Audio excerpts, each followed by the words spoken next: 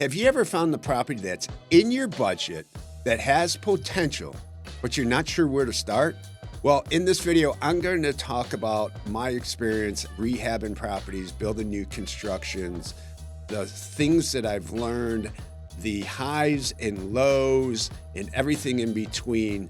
So if this speaks to you, let's get into it and get down to the nitty-gritty. So I'm Mark Buckner. I'm a real estate broker at Compass.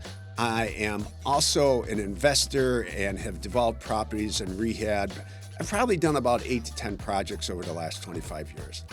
I've gone from doing this on a regular basis to hanging up the tool belt and not doing it, and to getting back in the game. I find that I just really love this too much to never do this anymore. So I'm always looking. So right now, in the middle of a project, I'm probably about 6 weeks out from finishing up this remodel. I'm remodeling 2 units and building out a lower level unit. Here are the things that I think I've learned over the years, and it's becoming really clearer to me after this project. First, most important is market research. So when you're buying whatever this property is it's in your budget, and then sorting through what you want to do to the property, what you think it's going to cost, and then securing the property, right? So this property is a rental unit. So this property had some add value. I ran some numbers on what I thought it cost me to remodel units and add another unit, right? I ran those numbers.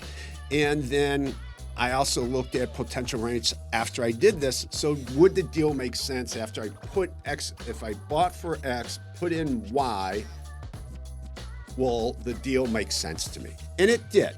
So we went in, but as I had hired an architect, sorted through my plans and my drawings, right, and started to apply for permits, then I started getting proposals on the work. So we laid out all the work, but then all of a sudden the numbers weren't adding up. It was way over budget, and I was planning to hire a general contractor.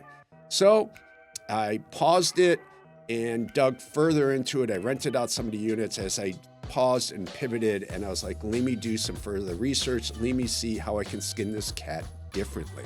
So I found a better plan to do the remodel and do the build out. And then after a good, honest conversation with myself, the project really wasn't realistic unless I GC'd it myself. And I didn't think I had time, but this was important to me. The investment's important to me. So I'm going to make time.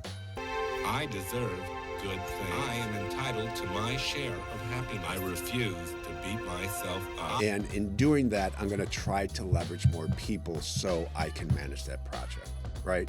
So I did a lot of my market research, and I did it at a macro level, right?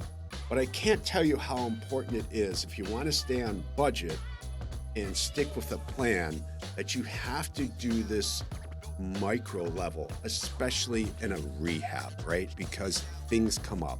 Some of the plumbing I was hoping to reuse. I didn't think I was going to have to bring in a new water service. I didn't realize how many outlets needed to be replaced, moved, switches moved, light fixtures moved. I didn't have that nitty gritty when I started this project. So big shocker, I'm over budget. I also thought I was going to keep some of the kitchens and the bathrooms, and I realized when I'm really looking for that finished product, it wasn't going to be the best, and realized that in probably 4 to 5 years, I'm going to have to redo these bathrooms and kitchens.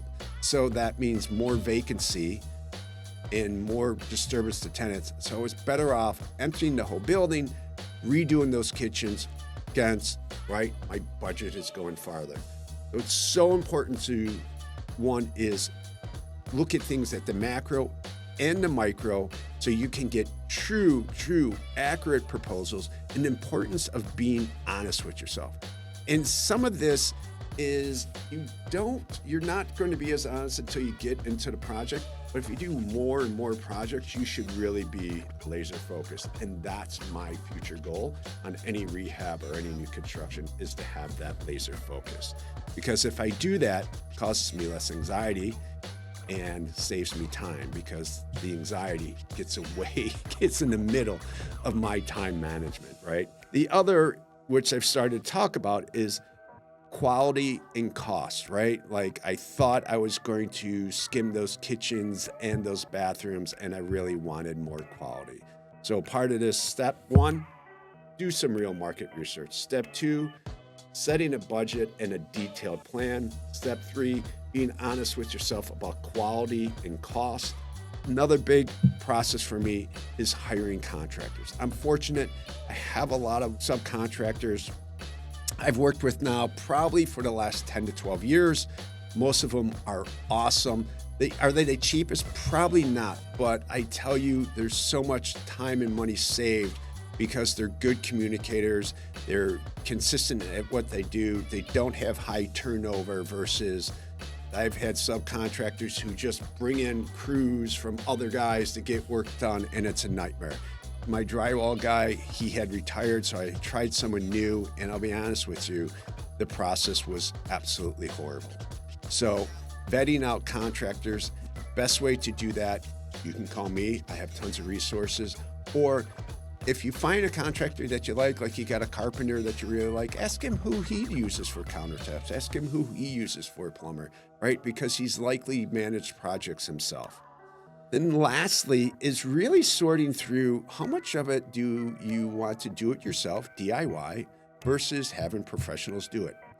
In the beginning, when I got into this industry, I was applying my father's philosophy. There's a lot of things I learned from my father that work and some things that don't work for me that worked for him.